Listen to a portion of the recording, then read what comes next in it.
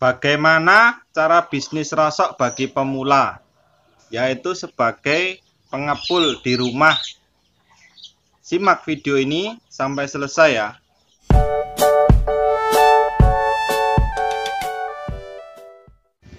Assalamualaikum warahmatullahi wabarakatuh. Berjumpa lagi teman-teman dengan saya Mas Dian Rosok. Di kesempatan kali ini, bagian kedua dari cara memulai bisnis rosok bagi pemula adalah menjadi pengepul di rumah.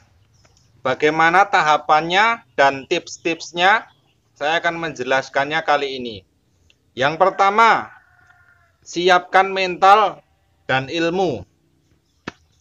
Untuk ilmu-ilmu tentang perosokan, teman-teman bisa menyimak di channel Mas Dian Rosok ini. Kemudian tahapan selanjutnya yaitu bergaul kepada pengepul yang gede, yaitu pengepul yang menerima segala macam rosok, ataupun bergaul kepada khusus supplier besi ataupun supplier kertas, spesialis plastik, penggiling atom-atom, spesialis botol kaca, dan sebagainya. Kemudian minta daftar harga serta update harga supaya kita itu tidak kenjelokan rego atau kedunan harga. Jadi kita tetap aman dalam membeli barang-barang rosok itu. Kemudian siapkan mental, yaitu kejujuran dalam menimbang, kemudian juga kesabaran dan keuletan dalam menjalani bisnis rosok ini. Karena di awal-awal itu harus memerlukan kesabaran yang ekstra. Tahapan kedua menjadi pengepul rosok yaitu siapkan alat, dana, dan juga tempat. Alat yaitu timbangan seperti ini, kemudian bronjong untuk menjemput bola bagi tetangga-tetangga kita yang mau menjual rosok. Kemudian kalau ada ya dayang roda 3, kemudian juga kalau punya ya pickup untuk mengambil tetangga-tetangga kita yang mau menjual rosok. Untuk dana semampunya, 3 juta, 4 juta, 5 juta, atau 10 juta itu cukup. Kalau uangnya sudah menipis, kita undangkan bakul kita, sakol atau sak truk ya wis dijual ngono wae. Kemudian untuk tempat menampung rosok itu kita bisa di samping rumah atau di teras rumah atau di kebun kosong. Kalau perlu mengontrak di tempat yang strategis, misalnya di jalan raya, itu juga bagus sekali karena bisa kita gunakan untuk mencari pasaran yang lebih baik, menyerap barang-barang dari orang yang lewat, motor-motor yang lewat, itu kan bagus sekali. Tahapan selanjutnya dalam menjadi penampung rosok yaitu merekrut pemulung atau bakul keliling. Kita bisa merekrut tetangga-tetangga kita yang mau siap untuk mencari rosok, atau kita merekrut pemulung yang sudah ada ataupun bakul rosok yang sudah ada. Kita tawari harga yang lebih bersaing untuk menarik supaya mau setor kepada kita. Dengan catatan dia tidak mempunyai utang kepada bosnya, jadi dia bebas untuk berpindah kepada kita. Kemudian buat juga plakat atau spanduk, di sini terima rosok, nomor HP sekian-kian, misalnya Dian Rosok apa Kempulwati Rosok apa sopo lah.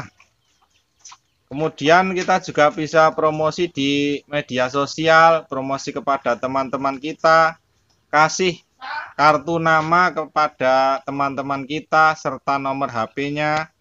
Kemudian juga beri informasi kepada warung-warung, toko, gudang, bengkel, pokoknya semua instansi yang menghasilkan rosok kita kasih tahu kalau saya buka rosok di tempat ini, siap terima rosok ataupun menjemput rosok juga bisa. Itu salah satu tips dalam mencari pasaran.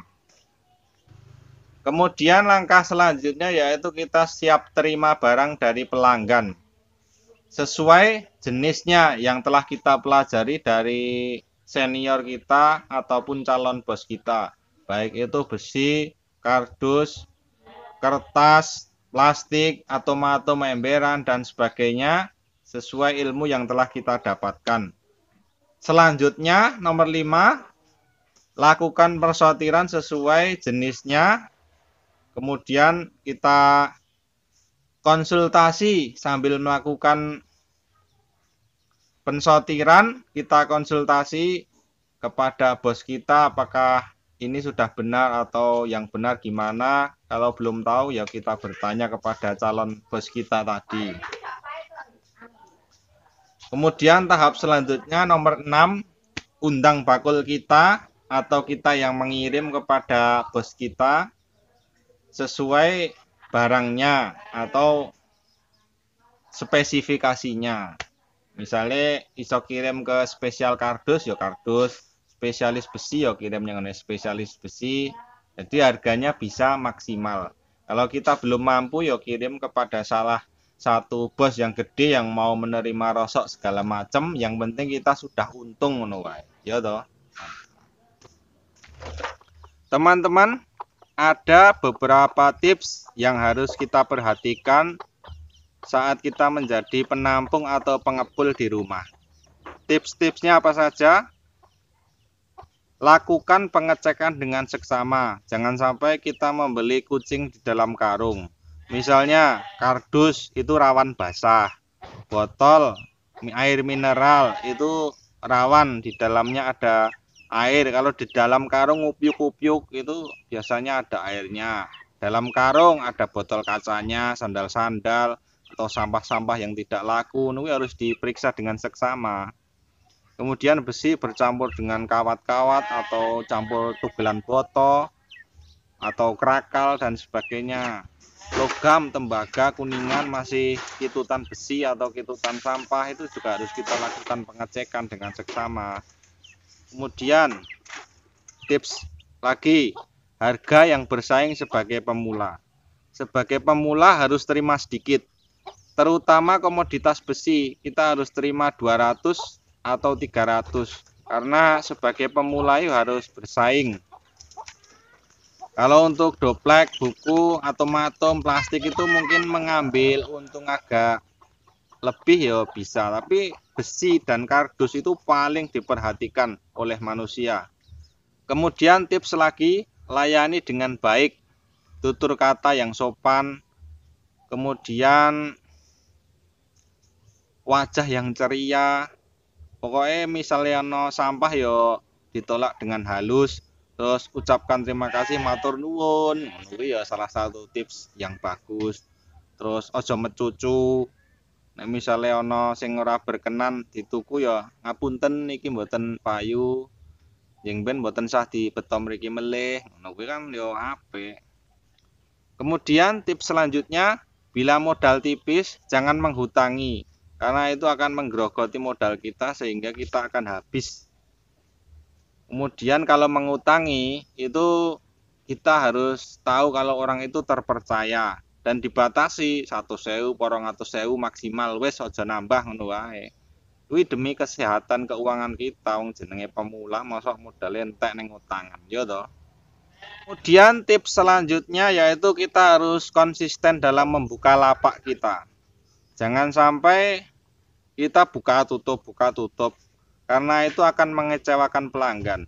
Sekali itu orang masih maklum, wah mau jual rosok tutup. Besoknya mau jual lagi tutup.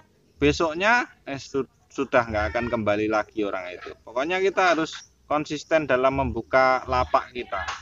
Jadi sepi ataupun rame harus tetap buka terus. Jenenge pemulai dalam mencari pasaran harus konsisten. Jangan bikin kecewa. Kemudian ada beberapa kendala yang biasanya kita hadapi sebagai lapak atau pengepul rosok di rumah itu, yaitu sepi di awal-awal itu hal yang biasa. Nanti kita harus tetap sabar dalam menanti pelanggan sambil menunggu pelanggan yo zikir-zikir se apa ngaji-ngaji se ngono yo apik lah ngrungokke mendengarkan ceramah-ceramah yang memotivasi hidup kita supaya kita tambah semangat dalam menjemput rizki. Kemudian kendala selanjutnya ada oknum yang nakal. Biasanya itu bon kemudian kabur. Itu sepertinya sudah menjadi rahasia umum, tapi itu cuma segelintir orang, namanya juga oknum. Jadi harus pinter-pinter. Jadi harus pinter-pinter mensiasati supaya orang itu tidak sampai bon kemudian kabur. Karena ada cerita teman saya itu uang yang dibawa kabur itu sampai ratusan juta itu ada. Kemudian kendala selanjutnya sebagai pemula itu kadang-kadang kita rawan lolos pengecekan. Jadi barang-barang yang kita terima itu masih rawan tercampur oleh barang-barang yang tidak sesuai peruntukannya. Jadi kita harus benar-benar teliti, benar-benar terampil dalam memanajemen barang-barang yang tidak sesuai peruntukannya. Sebagai tips terakhir, harga naik dan turun itu sudah biasa. Yang penting kita harus update terus harga beli dan harga jual kita itu dari bos kita.